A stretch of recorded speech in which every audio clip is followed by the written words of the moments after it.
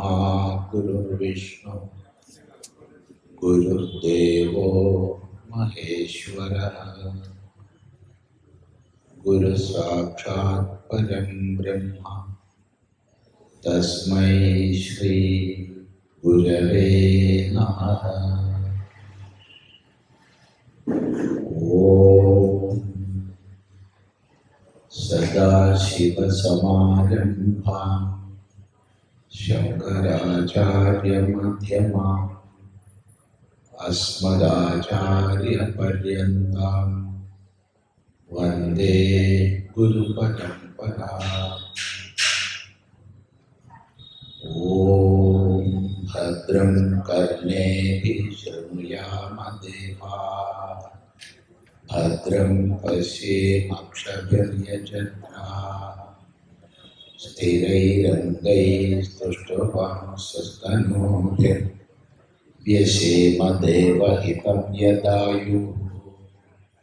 स्वस्ति न इन्द्रो वृद्धश्रवाः स्वस्ति नः पूषा विश्ववेदाः स्वस्ति नः साक्ष्यो अरिष्टनेमिः स्वस्ति नो बृहस्पतिर्दधातु। ओम शांति शांति शांति।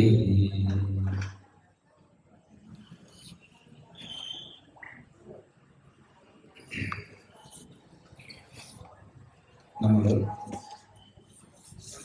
പ്രശ്നോപനിഷത്തിൽ ഒന്നാമത്തെ പ്രശ്നമാണ് സാമാന്യമായി ചിന്തിക്കുന്നത്. അവിടെ ഒന്നാം പ്രശ്നത്തിൽ 10 മന്ത്രങ്ങൾ പൂർത്തിയാക്കി. സുകേശാച ഭാരദ്വാജഃ ശൈബ്യശ്ച സത്യകാമഃ സൗര്യായണീ ച ഗാർഗ്യഃ കൗസല്യശ്ചാശ്വലായനോ ഭാർഗവോ വൈദർഭിഃ കബന്ധി കാത്യായനഃ ते हैते ब्रह्मपरा ब्रह्मनिष्ठा परं ब्रह्मन्वेषमाणाः एषः वै तत्सर्वं वक्ष्यतीति तेह समित्पाणयो भगवन्तं पिप्पलादमुपसन्नाः। तान् हस ऋषिरुवाच भूय एव तपसा ब्रह्मचर्येण श्रद्धया संवत्सरं संवत्स्यत यथा कामं प्रश्नान् पृच्छता यदि विज्ञास्यामः सर्वं हवो वक्ष्याम इति। अध कबन्धी कात्यायन उपेत्य पप्रच्छ भगवन् कुतो हवा इमा प्रजा प्रजायन्त इति।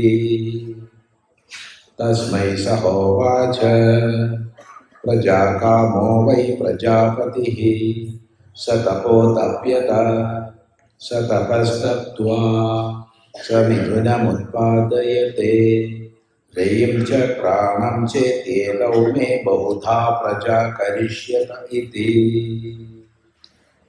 आदित्यो ह वै प्राणो रयिरेव चन्द्रमा रयिर्वा एतत् सर्वं यन्मूर्तं चामूर्तं च तस्मान्मूर्तिरेव रयिः। अथादित्य उदयन् यत् प्राचीं दिशं प्रविशति तेन प्राच्यान् प्राणान् रश्मिषु सन्निधत्ते यद्दक्षिणां यत्प्रतीचीं यदुदीचीं यदधो यदूर्ध्वं यदन्तरा दिशो तत्सर्वं प्रकाशयति तेन सर्वान् प्राणान् रश्मिषु सन्निधत्ते। स एष वैश्वानरो विश्वरूप प्राणोऽग्निरुदयते तदेतत् ऋचाभ्युक्तम् विश्वरूपं हरिणं जातवेदसं परायणं ज्योतिरेकं तपन्तम् सहस्ररश्मिः शतधा वर्तमान प्राणप्रजानाम् उदयत्येष सूर्यः। संवत्सरो वै प्रजापतिः തസ്യായനേ ദക്ഷിണം ചോത്തരം ച തദ്യേഹ വൈ തദിഷ്ടാപൂർത്തേ കൃതമിത്യുപാസത്തെ തേ ചന്ദ്രമസമേവ ലോകമഭിജയന്തേ തയേവ പുനരാവർത്തന്തെ തസ്മാദേതദൃശയ പ്രജാ കാമാ ദക്ഷിണം പ്രതിപദ്യന്തെ ഏഷഃ വൈരൈര്യപിതൃയാണഃ അധോത്തരേണ തപസാ ബ്രഹ്മചര്യേണ ശ്രദ്ധയാ വിദ്യയാ ആത്മാനമന്വിഷ്യ ആദിത്യമഭിജയന്തെ ഏതദ്വൈ പ്രാണാനാമായതനം ഏതദമൃതമഭയമേതത്പരായണം ഏതസ്മാന്ന പുനരാവർത്തന്തെ ഇത്യേഷ നിരോധഃ തദേശ ശ്ലോകഃ. അവിടെ ദക്ഷിണായനം ഉത്തരായനം പറഞ്ഞു, പ്രത്യേകം ശ്രദ്ധിക്കണം. അതെല്ലാം സാന്ദർഭികമായി പറഞ്ഞതാണ്, മുഖ്യോപദേശമല്ല. മുഖ്യോപദേശത്തെ ഉള്ളൂ. ജയ് പ്രാണാത്മകമായ പ്രജാപതിയാണ് സംവത്സരം. അങ്ങനെ വരുമ്പോൾ ഉത്തരായണം പ്രാണനും ദക്ഷിണായനം ജയ്യാണെന്നുള്ളത് അതേ ഉപദേശം. മറ്റത് സാന്ദർഭികമായി പറഞ്ഞതാണ്. ഇഷ്ടാപൂർത്ത കർമ്മങ്ങളെ ചെയ്ത് കൃതമെന്ന് വിചാരിക്കുന്നവർ ദക്ഷിണായനത്തെ പ്രാപിക്കുന്നു. തപസ്സിലൂടെ, ശ്രദ്ധയോടെ, ബ്രഹ്മചര്യത്തിലൂടെ, വിദ്യയിലൂടെ ആത്മാന്വേഷണം ചെയ്യുന്ന അങ്ങേയറ്റത്തെ വിരക്തിയുള്ളവർ ബ്രഹ്മലോകത്തെ പ്രാപിക്കും. രണ്ട് മാർഗം പറഞ്ഞു. എന്നിട്ട് ഈ പറഞ്ഞത് ശ്രുതിയാൽ പറയപ്പെട്ടിട്ടുണ്ട്. നമ്മൾ നേരത്തെ ശ്രദ്ധിച്ചു. താൻ സ്വാനുഭവത്തിൻ്റെ ദാർഢ്യത്തിൽ നിന്നോ തൻ്റെ നിസ്സംശയമായ ബോധതലത്തിൽ നിന്നോ ഉപദേശിക്കുകയാണെങ്കിൽ പോലും പൂർവാചാര്യന്മാരുടെ സമ്മതിയെ ചൂണ്ടിക്കാണിക്കുക എന്നുള്ളതാണ് സനാതന ധർമ്മത്തിൻ്റെ ഏറ്റവും വലിയ സവിശേഷത. ഇത് പ്രത്യേകം ശ്രദ്ധിക്കും. ഏത് കാലം ആരംഭിച്ചു നമുക്കറിയില്ല. സദാശിവ സമാരംഭം സാക്ഷാൽ ദക്ഷിണാമൂർത്തിയിൽ നിന്ന്, സദാശിവനിൽ നിന്ന് ആരംഭിച്ച്, അഥവാ നാരായണ സമാരംഭം, നാരായണനിൽ ആരംഭിച്ച് അങ്ങനെ നമ്മുടെ ഗുരുനാഥനിലെത്തി നിൽക്കുകയാണ്. അടുത്ത തലമുറ പറയുമ്പോൾ അവരുടെ ഗുരുനാഥൻ, അടുത്ത തലമുറ പറയുമ്പോൾ അവരുടെ ഗുരുനാഥന്. ഒരിക്കലും ഈ ജ്ഞാന പരമ്പരയ്ക്ക് വിരാമചിഹ്നമില്ല. തുടർന്നുകൊണ്ടേയിരിക്കും. എപ്പോഴാണോ വിരാമചിഹ്നം ഇടുന്നത് അപ്പം നമ്മൾ മതമായി മാറും. എൻ്റെ ഗുരുവിൽ അവസാനിച്ചു, ഈ ജ്ഞാന പരമ്പര എൻ്റെ ഗുരുവിൽ അവസാനിച്ചു, അല്ലെങ്കിൽ എൻ്റെ വാസ്യത്തിൽ അവസാനിച്ചു എന്ന് പറഞ്ഞാൽ നമ്മൾ മതമായി അധപ്പതിച്ചു. ധർമ്മം എന്നുള്ളത് പോയി. അതാണ് മതവും ധർമ്മമായിട്ടുള്ള അനേക വ്യത്യാസങ്ങളിലും. മതങ്ങളിലൊക്കെ ഒന്നെങ്കിൽ അവസാനത്തെ പ്രവാചകൻ, അല്ലെങ്കിൽ അവസാനത്തെ ദൈവപുത്രൻ, അല്ലെങ്കിൽ അവസാനത്തെ ഗുരു, എന്തെങ്കിലും ഒന്നുണ്ടാവും. ഒരു ഫുൾ സ്റ്റോപ്പ് ഇടും. നമുക്കത് സാധ്യമല്ല. നമ്മൾ പൂർവികന്മാരെ ആദരിക്കുന്നു, ഇപ്പോൾ ഉള്ളവരെ ആദരിക്കുന്നു, ഇനി വരാൻ പോകുന്നവരെയും ആദരിക്കും. ശ്രദ്ധിക്കുക.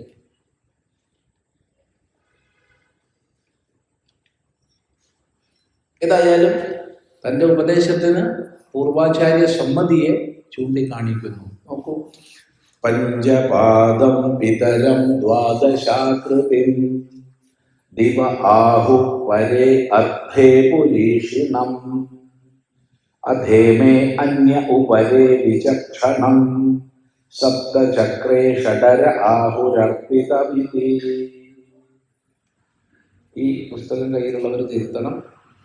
പുരീഷണമെന്നുണ്ട്, അതിലൊക്കെയാണ് പുരീഷണം.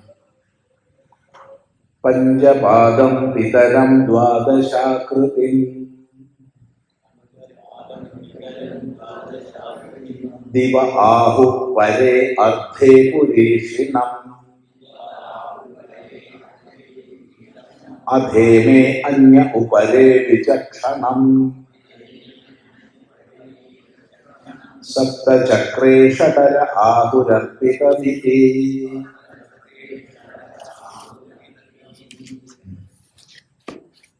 പഞ്ചപാദം 5 പാദങ്ങളോട് കൂടിയ. പിതരം പിതാവിനെ എങ്ങനെയുള്ള പിതാവിനെ? 5 കാലുകളോട് കൂടിയ പിതാവിനെ. ദ്വാദശാകൃതി 12 ആകാരങ്ങളോട് കൂടിയ പിതാവിനെ.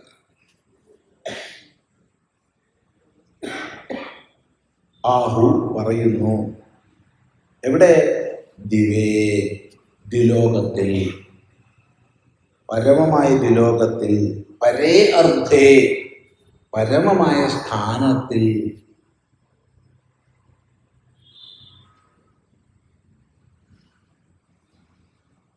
പരമമായ സ്ഥാനത്തിൽ.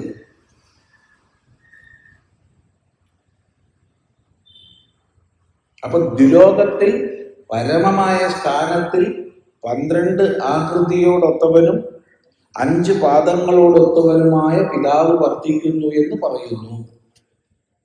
എങ്ങനെയുള്ള പിതാവാ? പുരീഷിണം, ജലയുക്തനായിട്ട്.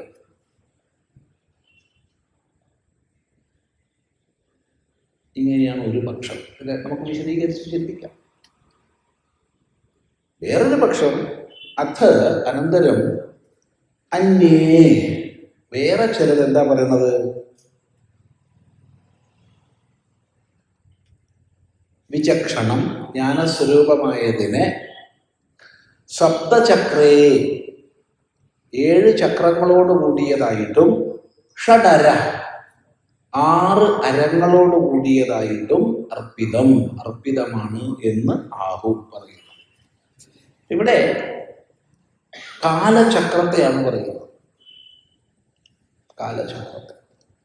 കാലചക്രത്തെക്കുറിച്ച് വ്യത്യസ്തങ്ങളായ പരാമർശങ്ങളുണ്ട് ശാസ്ത്രത്തിൽ. ഇതിൻ്റെ വിശദീകരണം വേദാന്തത്തിൻ്റെ വിഷയമല്ല, അത് ജ്യോതിശാസ്ത്രത്തിൻ്റെ വിഷയമാണ്. ജ്യോതിശാസ്ത്രത്തിൻ്റെ വിഷയമാണ് ഇതിൻ്റെ വിശദീകരണം. ഇവിടെ പരാമർശിച്ചു പോകുന്നേ ഉള്ളൂ. അപ്പൊ കാലചക്രത്തെ നമുക്ക് നോക്കി കാണുമ്പോൾ പല രീതിയിൽ വർണ്ണിക്കുന്നതുണ്ട്. ഒന്ന്, 12 രാശികളിലൂടെ കറങ്ങിക്കൊണ്ടേയിരിക്കുന്നതായിട്ട് ഒരു വർണ്ണന. അതാണ് ഒരു വർണ്ണന. മറ്റൊരു വർണ്ണന 12 മാസങ്ങളോട് കൂടിയതായിട്ട് അത് ഇങ്ങനെ കറങ്ങും. ഇതിനാരംഭവും ഇല്ല, അവസാനവും ഇല്ല, കറങ്ങിക്കൊണ്ടേ പോകും. സംവത്സരം. ഈ സംവത്സര ചക്രം സൂര്യാധിഷ്ഠിതമായി അല്ലെങ്കിൽ സൂര്യാപേക്ഷമായി നോക്കുന്നത് നമ്മളാകട്ടോ. നമ്മളെന്ന് പറഞ്ഞാൽ ഈ സൗരയൂഥത്തിൽ ജീവിക്കുന്ന കാലത്തോളം, അഥവാ സൗരയൂഥത്തിന്റെ ഭാഗമായ ഭൂമിയിലോ മറ്റേതെങ്കിലും ഗ്രഹങ്ങളിലോ താമസിക്കുന്ന കാലത്തോളം സൂര്യാപേക്ഷയിൽ മാത്രമേ നമുക്ക് കാലചക്രത്തെ നോക്കി കാണാൻ പറ്റൂ. അങ്ങ് ദൂരെ ഏതെങ്കിലും സൂര്യനും വിളിക്ക് എങ്ങോട്ടോ പോയാൽ അതവിടെ നിൽക്കട്ടെ, നമുക്കിപ്പോൾ ചിന്തിക്കാൻ പറ്റുന്ന വിഷയമല്ല. നമ്മളെ സംബന്ധിച്ചിപ്പോൾ ഇത് മതി. അങ്ങനെ വരുമ്പോൾ 12 മാസങ്ങളായിട്ട് പിരിഞ്ഞ് ഓരോ മാസത്തിലും അയന 2 പക്ഷങ്ങൾ. ഇപ്പം എന്തുവരും? 15 15 30 ദിവസം. അങ്ങനെ 30 ദിവസം, 30 ചെറിയ കള്ളികളുള്ള 12 ആരങ്ങൾ. ആ 12 ആരങ്ങളോട് കൂടിയതാണ് ഈ കാലചക്രം, ഈ കറക്കം.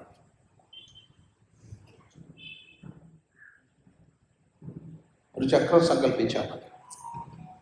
പഴയ കാളവണ്ടി ചക്രം ഓർമ്മിച്ചാൽ മതി.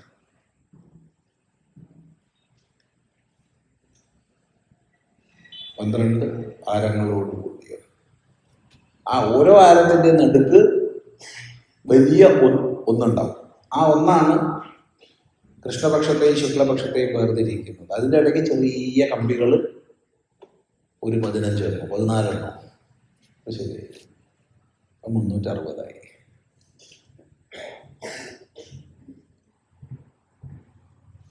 ഇതിനിടയ്ക്ക് 6 ഋതുക്കൾ സ്പഷ്ടമായിട്ട്, 6 ഋതുക്കൾ സ്പഷ്ടമായിട്ടുണ്ട്. ഷഡര, 6 അരങ്ങൾ.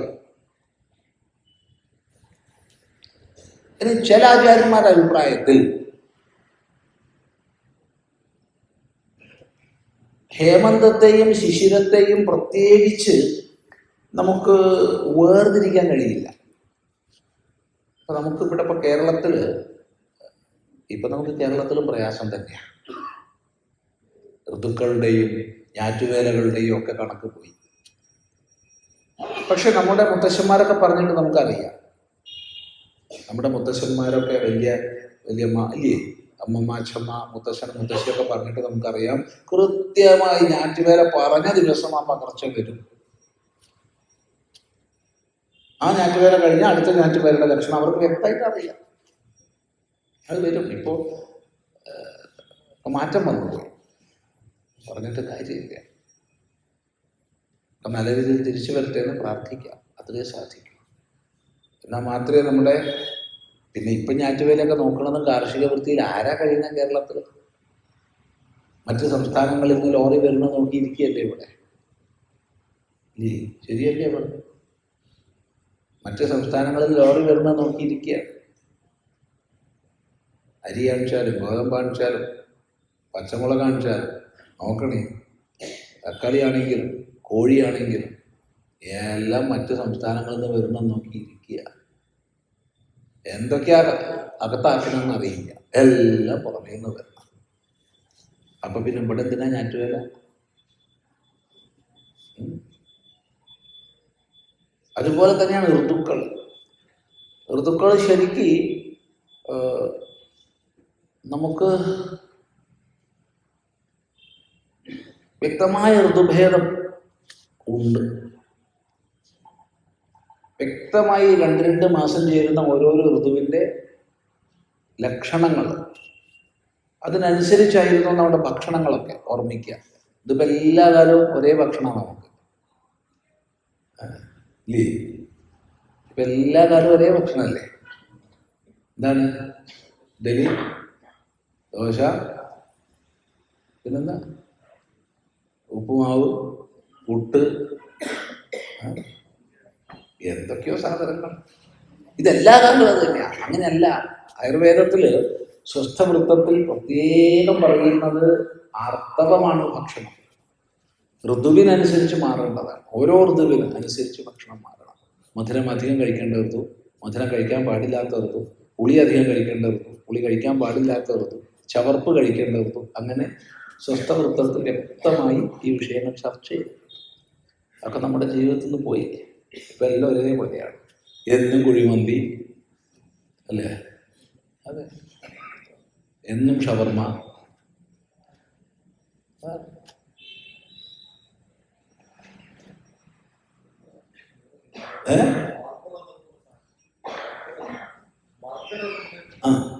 എല്ലാം കണക്കാണ്. എന്തൊക്കെയോ സാധനങ്ങളുണ്ട്, അറിയില്ല,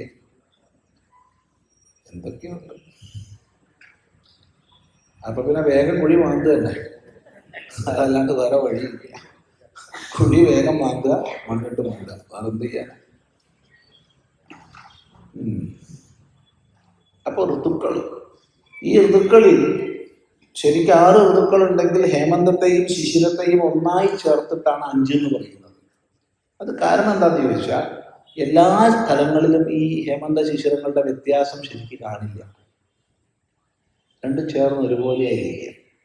അതുപോലെ തന്നെ ഇപ്പം കേരളത്തെ സംബന്ധിച്ച് ഇപ്പം അല്ല, മുമ്പ് പറയുകയാണെങ്കിൽ വർഷാ ഋതു എന്നുള്ളത് 2 മാസം അല്ല നമുക്ക്. ഉത്തരഭാരതത്തിൽ വർഷാ ഋതു 2 മാസമേ ഉള്ളൂ. മഴ പെയ്യണത് ഋതുവായിട്ട് മഴ പെയ്യണത് 2 മാസമേ ഉള്ളൂ. നമുക്ക് 2 അല്ല 4 ഉണ്ട്. അപ്പം അങ്ങനെ വരുമ്പോൾ 2 ഋതുക്കളെ ചേർത്ത് 5 ആക്കി പറയാം. അതാണ് പഞ്ചപാദം. 5 പാദങ്ങളോടൊത്തതായിട്ട് എല്ലാത്തിനെയും പാലിക്കുന്നവൻ പിതാവ്. പിതാവ് എന്ന് പറഞ്ഞാൽ പാതി ഇതി പിതാ, രക്ഷിക്കുന്നവൻ, പാലിക്കുന്നവൻ. നമ്മളെയൊക്കെ പാലിക്കുന്ന പ്രത്യക്ഷ ദൈവമാരാ? സൂര്യനാണ്. നമ്മളെ രക്ഷിക്കുന്ന പ്രത്യക്ഷ ദൈവം സൂര്യനാണ്. നമുക്ക് എല്ലാ തരത്തിലും പെട്ട ഊർജം പ്രദാനം ചെയ്ത് നമുക്ക് വെള്ളം തന്നു, നമുക്ക് ശുദ്ധവായു തന്നു, നമുക്ക് ഭക്ഷണം തന്നു, നമ്മളെ ശരീരത്തിന് എല്ലാ ജീവകങ്ങളും തന്നു നമ്മളെ പോഷിപ്പിക്കുന്നത് സൂര്യനാണ്. അല്ലെന്ന് ആലോചിച്ചു. സൂര്യനല്ലേ വെള്ളം തരുന്നത്? അതെ, സൂര്യനാണ് ഭക്ഷണം തരുന്നത്, സൂര്യനാ വായു തരുന്നത്. നമുക്ക് വേണ്ടതെല്ലാം എല്ലാ ഊർജ വിഭാഗങ്ങളുടെയും സ്രോതസ് സൂര്യനാണ്. അതുകൊണ്ട് ഒരു സംശയമില്ല, നമ്മെ സംബന്ധിച്ച് പിതാവ് സൂര്യനാണ്. പിതരം ദ്വാദശാകൃതിം 12 ആകൃതികളോട് കൂടിയ, 12 മാസങ്ങളോട് കൂടിയ. ഓരോ മാസത്തിനും വ്യക്തമായ ലക്ഷണമുണ്ട്. ആ ലക്ഷണം പക്ഷദ്വയം എന്നുള്ളതാണ്. ചന്ദ്ര വൃദ്ധിപക്ഷം ശുക്ലപക്ഷം, ചന്ദ്രക്ഷയപക്ഷം കൃഷ്ണപക്ഷം, പക്ഷദ്വയം മാസം. ഇനി വേറെ ആചാര്യന്മാരുടെ അഭിപ്രായത്തിൽ ഇവിടെ സൂര്യനെ പറയുന്നത് കൊണ്ട് ചാന്ദ്രകൃതമായ മാസത്തെ എടുക്കേണ്ടതില്ല. പകരം സൂര്യൻ 12 രാശികളിലൂടെ പ്രവേശിച്ച് സഞ്ചരിക്കുന്നതിന് എടുത്താൽ മതി. മേഷം മുതലുള്ള 12 രാശികൾ എടുത്താൽ മതി. മേടം, ഇടവം, മിഥുനം, കർക്കിടകം, ചിങ്ങ, അങ്ങനെ 12 രാശി എടുത്താൽ മതി എന്ന് പറയുന്നുണ്ട്. ഏതായാലും 5 പാദായാലും 6 പാദായാലും 7 ചക്രങ്ങളായാലും 7 ചക്രങ്ങൾ, 7 ഹയങ്ങളാണ്, 7 കുതിരകളാണ് സൂര്യൻ്റെ രഥത്തെ വഹിക്കുന്നത്. അപ്പോൾ അവിടുത്തെ കുതിരകൾ ചക്രത്വേന കൽപ്പിക്കപ്പെട്ടിരിക്കുക 7 കുതിരകളാണ്. ഇങ്ങനെ ഋതുക്കളോടും മാസങ്ങളോടും അഥവാ രാശികളോടും കൂടിയ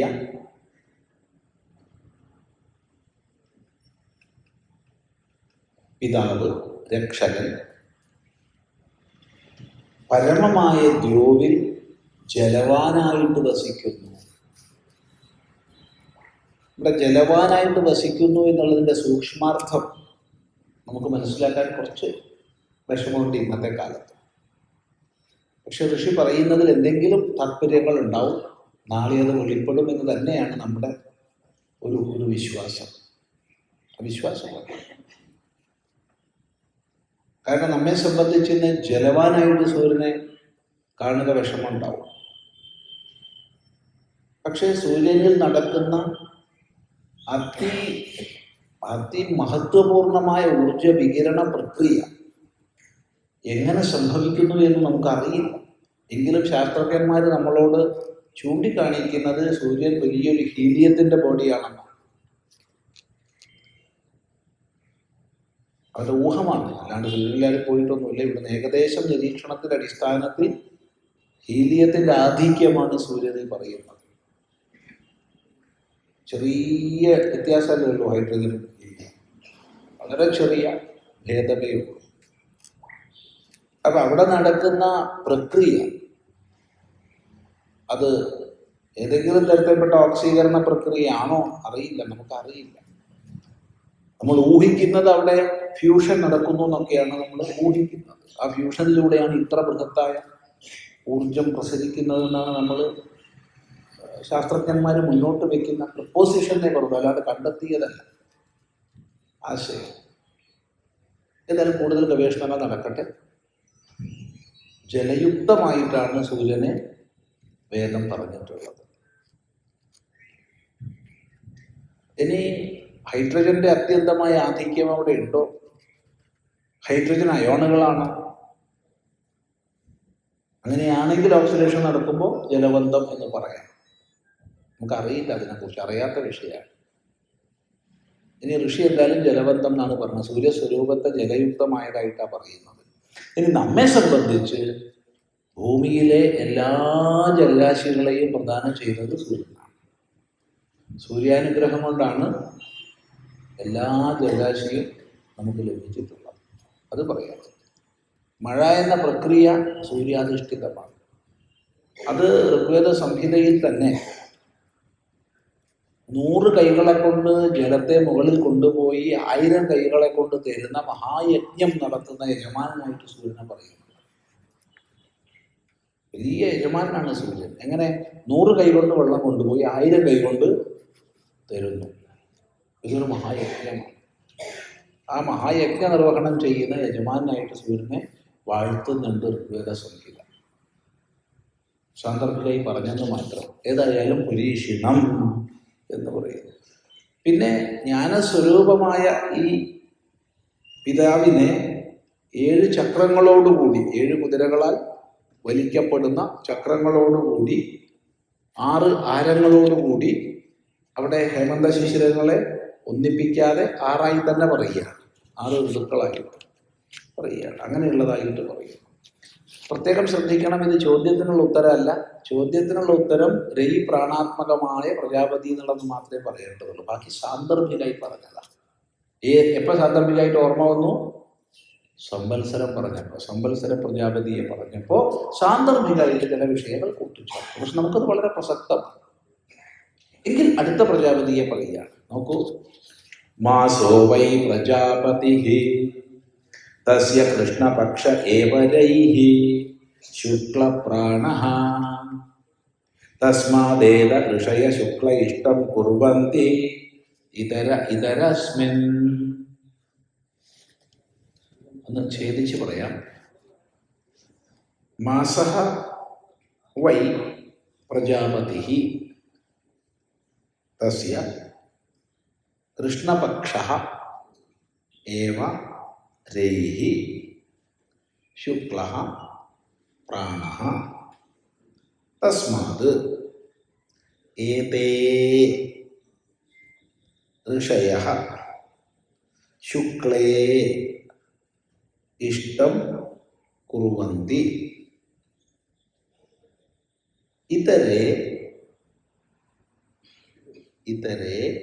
ഇതരസ്മിൻ. അവിടെയൊക്കെ സന്ധി വരുമ്പോൾ ഒക്കെ ഏകാരം ഐ ആദേശം വന്ന് ഏകാരം ലോപിച്ചിട്ടുള്ള രൂപമാണെന്ന് മനസ്സിലാക്കണം. മാസോ വൈ പ്രജാപതിഃ തസ്യ കൃഷ്ണപക്ഷ ഏവരൈഃ ശുക്ലപ്രാണഃ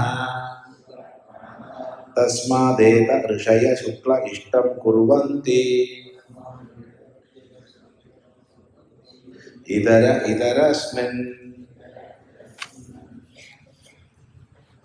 മാസോ വൈ പ്രജാപതി. മാസം നിശ്ചയമായും പ്രജാപതിയാകുന്നു. അപ്പോൾ ആദ്യം സംവത്സരം പ്രജാപതിയാ പറഞ്ഞു. അപ്പോൾ അയനങ്ങളാണ് രയി പ്രാണങ്ങൾ. ദക്ഷിണായന ഉത്തരായണങ്ങൾ യഥാക്രമം രയി പ്രാണങ്ങൾ. ആനുഷംഗികമായി ചില വിഷയങ്ങൾ പറഞ്ഞു സാന്ദർഭികമായി. ഇപ്പൊ ഉപദേശം തുടരുകയാണ്. മാസം പ്രജാപതിയാണ്. അങ്ങനെ മാസം പ്രജാപതിയാണെന്ന് പറഞ്ഞാൽ കൃഷ്ണപക്ഷം രയിയാണ്, ശുക്ലപക്ഷം പ്രാണൻ. അത് കൽപ്പന. പ്രകാശപൂർണമായത് പ്രാണൻ, അല്ലാത്തത് രയി എന്നെടുത്താൽ മതി. ചന്ദ്രവൃദ്ധിപക്ഷമാണല്ലോ, അതുകൊണ്ടത് പ്രാണനാണ്. ചന്ദ്രക്ഷയപക്ഷമായതുകൊണ്ട് അത് രയിയാണ്. ഇതാണ് ഉപദേശം. ഇത്രയും പറഞ്ഞപ്പോൾ ഋഷിക്ക് ഓർമ്മ വന്ന സാന്ദർഭികമായിട്ട് ചിലത് കൂട്ടുന്നത്. അത് ഋഷിമാരുടെ സ്വഭാവമാണ്. എന്തെങ്കിലും പറയുമ്പോൾ സാന്ദർഭികമായിട്ട് വേറെ വല്ലതും ഓർമ്മ ഉണ്ടെങ്കിൽ അതൊക്കെയാണ് പറയും. പിന്നെ തിരിച്ചു വരും വിഷയത്തിലേക്ക് കിട്ടുക. കാട് കയറി അങ്ങ് പോവില്ല. കാട് കയറും, കയറി കഴിഞ്ഞ് തിരിച്ചു വരും. എന്നാണ് ഉപദേശ ശൈലി. അപ്പം അതുകൊണ്ട് ആനുഷംഗികമായത് പറയുകയാണ്. തസ്മാത്, അതുകൊണ്ട് ഏതേ ഋഷയ, ഈ ഋഷിമാരുണ്ടല്ലോ, ഈ ഋഷിമാര് ശുക്ലേ ഇഷ്ടം കുർവന്തി, ശുക്ലത്തിന് ഇഷ്ടം ചെയ്യുന്നു.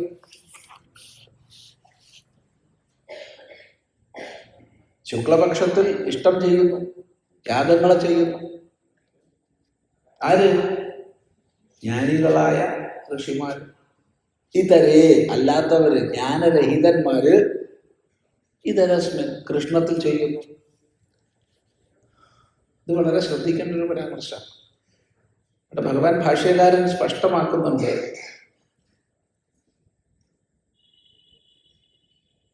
വളരെ സമയമെല്ലാം നോക്കി ചിട്ടപ്പെടുത്തി ശുക്ലപക്ഷത്തിൽ ചെയ്യുകയാണെന്ന ഭാവനയിൽ അജ്ഞാനി ചെയ്താലും അത് കൃഷ്ണപക്ഷം തന്നെയാണ്.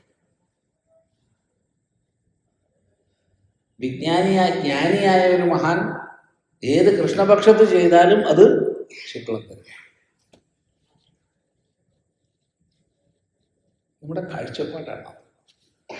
എപ്പോഴും പ്രകാശപൂർണമായ ഭാവത്തോടു കൂടിയവർക്ക് ഒരിക്കലും ഇരുട്ടില്ല.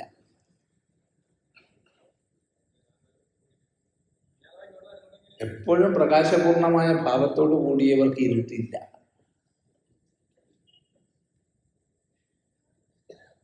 അവരാരും നല്ല ദിവസം നോക്കി എവിടെയും പോകുന്നില്ല.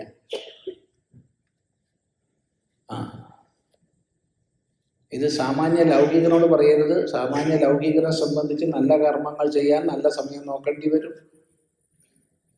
അതിന് അനേക ഘടകങ്ങളുടെ ആനുകൂല്യവും പ്രാതികൂല്യവും നോക്കേണ്ടി വരും. അതിനാണ് ജ്യോതിഷം നിലകൊള്ളുന്നത്, സമയനിർണയത്തിന്. എന്നാൽ അതിഥികളായവരോ,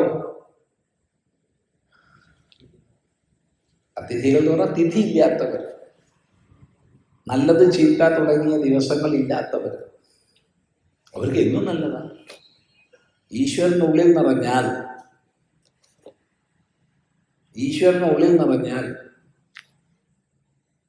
എപ്പോഴും വിളിച്ചാൽ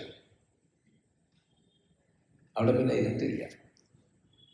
അതുകൊണ്ട് ഈ വിദ്വാൻമാരായ ഋഷിമാര് ബാഹ്യമായിട്ട് എപ്പം നോക്കേണ്ട ആവശ്യമില്ല, എപ്പോൾ ചെയ്താലും അത് ശുക്ലപക്ഷമാണ്. അതുകൊണ്ടാണ് വിദ്വാൻമാർ ചെയ്ത ക്രിയകളുടെ സമയമൊന്നും നോക്കേണ്ട മതി. മഹാപുരുഷന്മാർ എപ്പോൾ എന്ത് ചെയ്തു അത് നല്ലതാന്ന് നമ്മൾ പറയും. അല്ലാത്തവർ ഓരോ കർമ്മം ചെയ്യാൻ മുഹൂർത്തമൊക്കെ നോക്കി ചിട്ടപ്പെടുത്തിയിട്ടാണ് ചെയ്യുന്നത്. മഹാന്മാരെപ്പോൾ ചെയ്തോ അത് ശുഭമാണ്. കാരണം അവർക്ക് ഇരുട്ടില്ല, എപ്പോഴും പഠിച്ചു. അതുകൊണ്ട് ഈ ജ്ഞാനികളായ ഋഷിമാര് ശുക്ലപക്ഷത്തിലാണ് എപ്പോഴും ജീവിക്കുന്നത്. അവർക്ക് കൃഷ്ണപക്ഷമില്ല, അവർക്ക് രാത്രിയില്ല.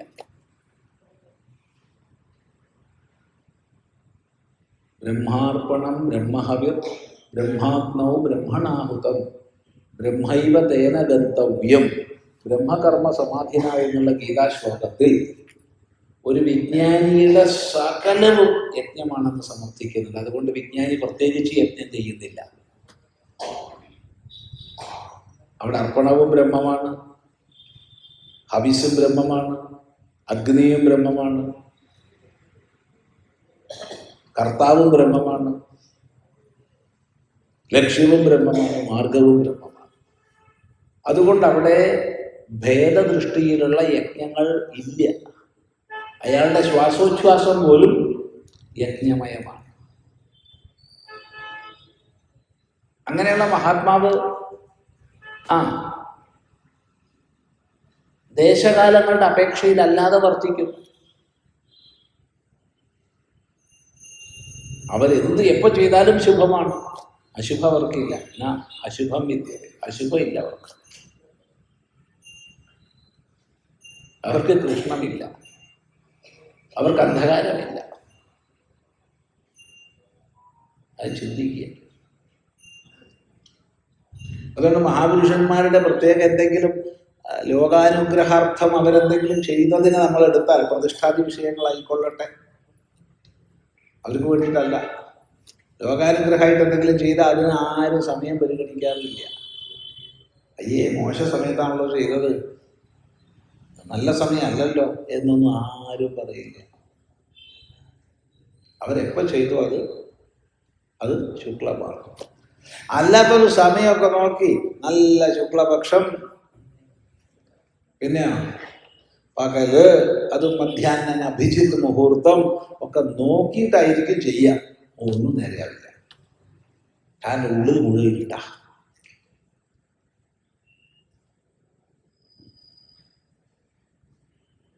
ഇതരസ്വരം. വ്യക്തമാണല്ലോ. ഇവിടെ എന്തായാലും ഇത് സാന്ദർഭികമായി പറഞ്ഞതാണ്. ഇവിടുത്തെ ഉപദേശത്രേ ഉള്ളൂ. എന്താ? ശുക്ലകൃഷ്ണ പക്ഷങ്ങളോടുകൂടിയ മാസം പ്രജാപതിയാണ് എന്നതാണ് ഉപദേശം. മറ്റത് സാന്ദർഭികമായി പറഞ്ഞതാണ്. വ്യക്തമാണല്ലോ. എന്തെങ്കിലും സംശയം ഉണ്ടെങ്കിൽ ചിന്തിക്കണേ. കാരണം ഒന്നാം പ്രശ്നം ശരിക്കും നിർണ്ണയിച്ചാലേ രണ്ടാം പ്രശ്നത്തിലേക്ക് കടക്കാൻ പറ്റും. 2 നിർണ്ണയിച്ചാലേ 3ലേക്ക് കടക്കാൻ പറ്റും. അതാണ് ഇതിൻ്റെ ഒരു ശൈലി.